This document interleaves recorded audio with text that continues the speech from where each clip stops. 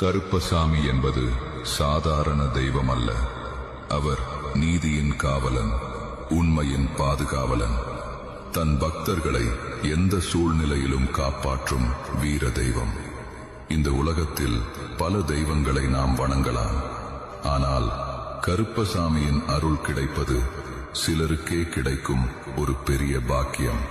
உண்மையுடன், நம்பிக்கையுடன், மனசாட்சியுடன் அவரை அழைக்கும் பக்தர்களை கருப்பசாமி ஒருபோதும் கைவிட மாட்டார்.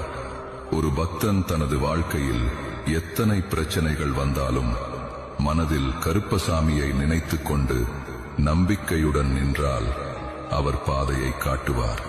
இருட்டான பாதையில் ஒளி காட்டும் தீபம் போல துன்பமான நேரத்தில் துணையாக நிற்பவர் கருப்பசாமி.